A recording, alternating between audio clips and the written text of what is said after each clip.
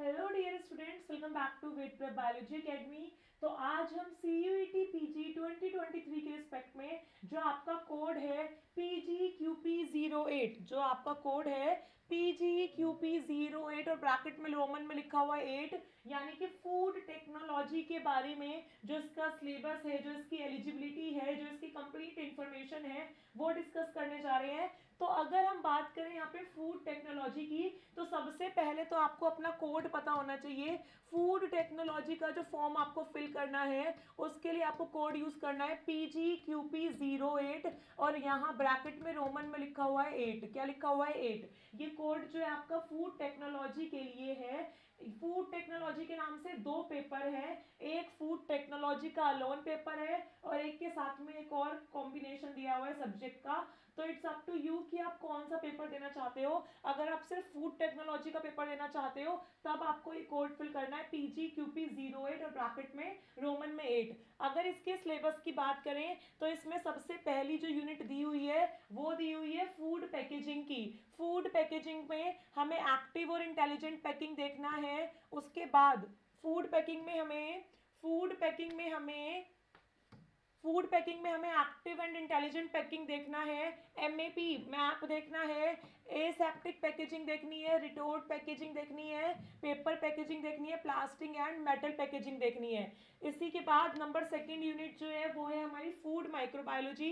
Food microbiology में हमें putrefaction देखना है, sanitisation and waste water disposal practice in food industry देखना है, BOD देखना है, dairy and non dairy fermentation देखना है, बायो रिएक्टर्स देखने हैं, FSI standard for dairy and non dairy products देखना है, फूड बॉर्न पैथोजेंस देखना है एंड वाटर एक्टिविटी देखना है। नंबर थर्ड यूनिट है हमारी serial pulses and oil seeds की। यहाँ पे हमें पैर बॉइलिंग देखना है, ड्राई एंड वेट मिलिंग देखना है, पास्ता एंड ब्रेड मेकिंग देखना है, हाइड्रोजनेशन देखना है, ट्रांसएस्टिफिकेशन देखना है, nutritive value of pulses, refining of oil, various type of cereals processing, puffing, roasting and extrusion technology जो है वो यहाँ पे हमें कवर करना है। नंबर थर्ड यूनिट में हमें फूड केमिस्ट्री एंड एडिटिव्स के बारे में इंफॉर्मेशन पता होनी चाहिए। जो फ्लेवर्स होते हैं, कलर्स होते हैं, फ्लोर इंप्रूविंग एजेंट्स होते हैं, chemistry of carbohydrate, lipids and protein, anti nutrients, food allergens, various food additives and preservatives, acidulants, lipid oxidation and free radical chemistry, anti oxidants, non enzymatic browning reactions in food and caramelization and NPU। ये सारी बातें हमें यहाँ पे पढ़नी है। उसके बाद अगर हम नंबर फिफ्थ यूनिट की यहाँ पे बात करें तो नंबर फिफ्थ यूनिट यहाँ पे दी हुई है आपको यहाँ पे डेयरी टेक्नोलॉजी की। तो आपको इसका definition, composition, classification, methods of manufacture, cheddar, गोडा, कॉटेज एंड प्रोसेस चीज, इवेल्युएशन एंड डिफेक्ट्स इन चीज के बारे में आपको सब कुछ पता होना चाहिए। ट्रेडिशनल डेयरी प्रोडक्ट्स के क्या क्या स्टैंडर्ड है FSI के according, milk powder, condensed milk, इन सब के बारे में आपको पता होना चाहिए। Classification, composition and defects of cream, technology of butter manufacturing, special milk such as flavoured, sterilized, recombined and reconstitute, toned and double toned, जो आर्टिफिशियल मिल्क बनता है अमूल वगैरह का जो हम यूज करते हैं, वो सारा आपको डिटेल में पता होना चाहिए। Definition, composition and standards, nutritive value, classification, methods, manufacture, evaluation and defects in ice cream, ये सब कुछ आपको पता होना चाहिए। देन आपको फ्रूट्स एंड वेजिटेबल्स पढ़ना है, processing for pulp, puree and concentrates, technology for processed products like pickles, अचार वगैरह, चटनी वगैरह जो मार्केट में आती है, sauces particularly from raw mango, lime and other regional fruits and vegetable of importance. ठीक है। उसके बाद आपको processing of fruits for jams and jellies, squashes and syrups, dehydration of fruit and vegetable using drying technologies, osmo air drying, tunnel drying, fluidized fed drying, freeze drying, convectional and adiabatic drying, blanching, trends in drying technology for fruits and vegetables, ये सब कुछ आपको detail में पढ़ना है। And at last आपको जो पढ़ना है वो पढ़ना है मीट, फिश, पोल्ट्री के बारे में। Meat, fish, poultry, meat composition from different sources, spoilage in meats, modern abattoirs, typical layout and feature, antemortem handling and design of handling facilities, hoisting rail and travelling pulley system, stunning method, methods, steps in slaughtering and dressing, inedible byproducts, operational factors affecting meat quality, effects of processing on meat, tenderization, abattoir equipment and utilities, chilling and freezing of carcass and meat, curing and smoking prepared meat products, intermediate moisture and dried meat products, lab grown meat, ये सब आपको पढ़ना है. Then आपको food processing पढ़नी है, membrane technology पढ़नी है, introduction to pressure activated membrane processes, microfiltration, UF NF, RO, super critical fluid extraction, concept property of near critical fluid NCF and extraction methods, microwave and radio frequency processing. Then आपको definition, advantages, mechanism of heat generation, application in food processing, microwave blanching, sterilization and finish drying, hurdle technology, types of preservation techniques and their principles.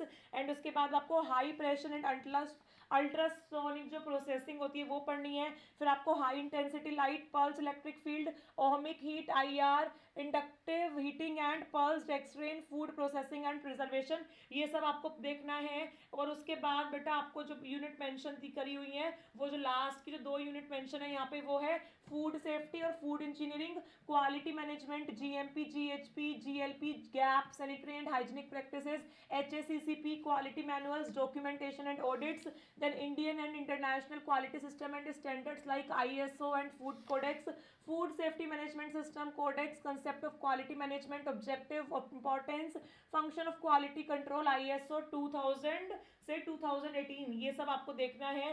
Then food engineering में आपको principle of thermodynamics and heat transfer applied to food engineering, fundamentals of heat and analogy to money transfer in food, mass transfer in food processing, methods for thermal process evaluation, जैसे कि commercial sterility, pasteurisation, sterilisation methods, ये सब आपको देखना है. उसके बाद आपको फूड चिलिंग एंड फ्रीजिंग, जो आप फ्रेंच फ्राइज वगैरह फ्रीज वगैरह कर देते हो, वो सब यहाँ पे आ जाएगा जनरली आपका.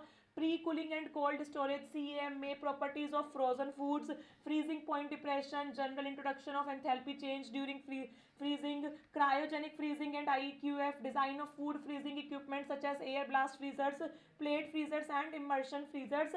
ये सारा हो गया बेटा आपका डिटेल में फूड टेक्नोलॉजी का सिलेबस. फ्रीजिंग में आपको पता है आजकल तो इतनी फैसिलिटीज है, जो परांठे वगैरह होते हैं ये भी फ्रीज मिलते हैं कि बस घर लाओ, थोड़ा सा गर्म करो और खा लो. आपको हर चीज आजकल डीप फ्रोजन मिलने लग गई है. तो इन सब का जो डिटेल वर्जन है ये आपको डिस्कस करना है. बच्चों को सिलेबस नहीं मिल रहा था, they are facing so many difficulties in finding out the syllabus. That's why I have posted almost all the syllabuses of life sciences branches like botany, zoology, applied microbiology, life sciences, and this one is of food technology. Still you want some special syllabus or some special information regarding anything related to CUET PG 2023, you can ask in the comment section of this video. I will definitely go through the comments and do whatever I can do for you. If you are new on the channel, then please subscribe the channel Ved Prep Biology Academy. And at last I would like to show you the eligibility criteria of this exam. तो यहाँ पे मैंने already आपके लिए निकाला हुआ है eligibility criteria.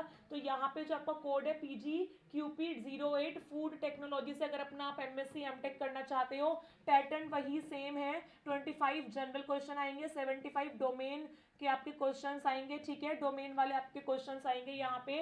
And at last आपको यहाँ पे BHU का जो एलिजिबिलिटी है वो बताया हुआ है कि आपके पास 4 ईयर का BSc होना चाहिए एग्रीकल्चर AG में, ठीक है, या आपके पास कोई भी BSc ऑनर्स होना चाहिए, या आपके पास BSc food technology food science की डिग्री होनी चाहिए, या आपके पास BTech फूड टेक्नोलॉजी होना चाहिए, या आपके पास BTech dairy technology, BSc dairy technology या डेयरिंग साइंस, या फिर BVOC होना चाहिए फूड साइंस या फूड प्रोसेसिंग में, या मैनेजमेंट फूड इंजीनियरिंग होना चाहिए आपके पास 10+2 साइंस स्ट्रीम में, या फिर आपका BSc BTech जो है हॉर्टिकल्चर में होना चाहिए और आपने फ्रूट्स और वेजिटेबल में क्या कर रखा हो, स्पेशलाइजेशन कर रखा हो.